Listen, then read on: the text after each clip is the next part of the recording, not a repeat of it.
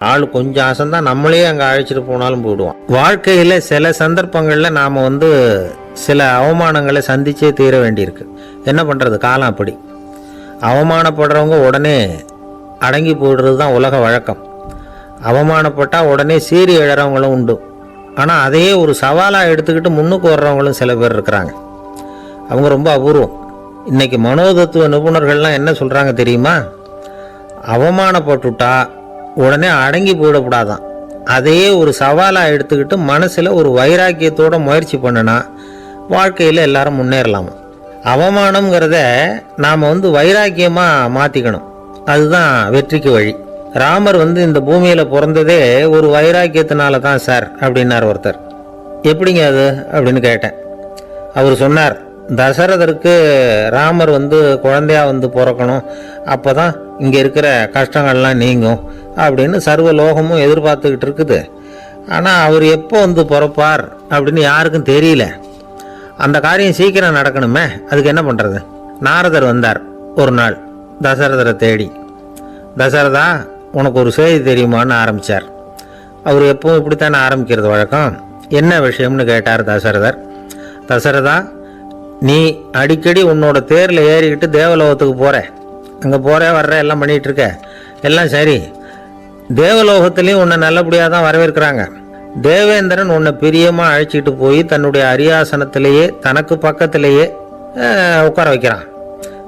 நீயும் சந்தோஷமாக உட்காந்து பேசிவிட்டு வந்துடுற. ஆனால் நீ இங்கே வந்ததுக்கு அப்புறம் அங்கே என்ன நடக்குது தெரியுமா உனக்கு அப்படின்னாரான் நாரதர். என்ன நடக்குது எனக்கு ஒன்றும் தெரியலையே அப்படின்னாரான் தசரதர். நாரதர்கிட்ட கிட்டத்தில் கேட்டிருக்கார், கொஞ்சம் சொல்லுங்கள் என்னது அப்படின்னு. அவருக்கு ஒரு நெருங்கி வந்தாரான் நாரதரும். மெதுவாக அவர் காதோட காதாக சொன்னாராம். அதாவது நம்ம பாஷையில் சொல்லப்போனால் பற்ற வைக்கிறார். நீ அங்கே தேவேந்திரங்கிட்ட உட்காந்து பேசிவிட்டு வந்த பிறகு நீ அங்கே உட்காந்துருந்த அரியாசனத்தை தண்ணி ஊற்றி கழுவி சுத்தப்படுத்துகிறாங்க. நீ என்ன அந்த அளவுக்கு சுத்தம் இல்லாத ஆளா, தினம் குளிக்காமையாக இருக்கிற அப்படின்னாராம். தசரதருக்கு இது ரொம்ப அவமானமாக போயிட்டுது. அப்படியே செய்கிறாங்க அப்படின்னாராம். ஆமாம், நீ வேணும்னா நான் சொல்கிறது உண்மையா இல்லையா அப்படின்னு சோதனை பண்ணி பார்த்துக்கோ அப்படின்னாரான் நாரதர். உடனே தசரதர் இதுக்காகவே புறப்பட்டு தேவலோகம் போனார். அங்கே வழக்கம் போலவே இவரை கூப்பிட்டு உட்கார வச்சு பேசிக்கிட்டு இருந்தான் தேவேந்திரன். கொஞ்ச நேரம் பேசிக்கிட்டு இருந்துட்டு சரி நான் கிளம்புறேன்னு புறப்பட்டார். சரி, அவனும் வாசல் வரைக்கும் வழி அனுப்பி வச்சுட்டு உள்ளே போயிட்டான். தசரதர் வெளியில் கொஞ்ச நேரம் மறைஞ்சி இருந்துட்டு மெதுவாக உள்ளே எட்டி பார்த்தார் என்ன நடக்குதுன்னு. நாரதர் சொன்னது உண்மைதான். தசரதர் உட்கார்ந்திருந்த ஆசனத்தை அங்கே 2 தேவர்கள் கழுவி சுத்தப்படுத்திக்கிட்டு இருக்கிறாங்க. தசரதரால் இதை தாங்கிக்க முடியல. அவருக்கு ரொம்ப அவமானமாக போச்சு. நேராக கிடுகிடுன்னு தேவேந்திரங்கிட்டே போனார்.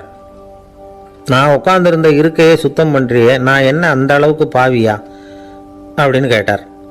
ரொம்ப கோபமாக கேட்டார். தசரதரே, மனுஷனுக்கு 3 கடன்கள் உண்டு. தேவ கடன், ரிஷி கடன், பித்ரு கடன். இதை தீர்க்காதவன் பாவியாகிறான். இதில் மகனை பெறுவதால் தான் பித்ரு கடன் தீரும். உனக்கு மகன் கிடையாது, அதனால் நீ பாவி ஆகிற. பாவி உட்கார்ந்துருந்த இடம்ங்கிறதுனால அதை சுத்தம் செய்ய வேண்டியது எங்கள் கடமை அப்படின்னு நானும் தேவேந்திரன். இந்த இடத்துல தசரதருக்கு ஏற்பட்ட அவமானம் ஒரு வைராக்கியமாக மாறிச்சு. தேவேந்திரனே கேட்டுக்கோ, ஒரு மகனை பெற்ற பிறகு தான் இந்த சபையில் மறுபடியும் அடி எடுத்து வைப்பேன் அப்படின்னு சொல்லிவிட்டு போயிட்டாரான். போய் புத்திர காமேஷ்டி யாகம் பண்ணார். புத்திரர்கள் பிறந்தார்கள்.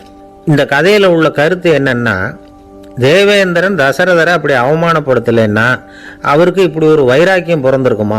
யோசிச்சு பார்க்கணும். நமக்கு ஏற்படுகிற சில அவமானங்களையும் வைராக்கியமாக மாற்றிக்குவோம். அப்படி மாற்றிக்கிட்டோம்னா வாழ்க்கையில் முன்னேறலாம். நம்ம ஆளுங்க சில பேர் அவமானத்தை வைராக்கியமாக மாற்றிக்கிறது எப்படி தெரியுமா? நம்மகிட்ட ஒரு பையன் சொன்னான், எங்கள் அப்பா என்னை எல்லாருக்கும் முன்னாடி வச்சு திட்டிவிட்டார், பொறுப்பு இல்லாமல் ஊர் சுற்றுறேன்னு சொல்லி அவமானப்படுத்தி விட்டார்.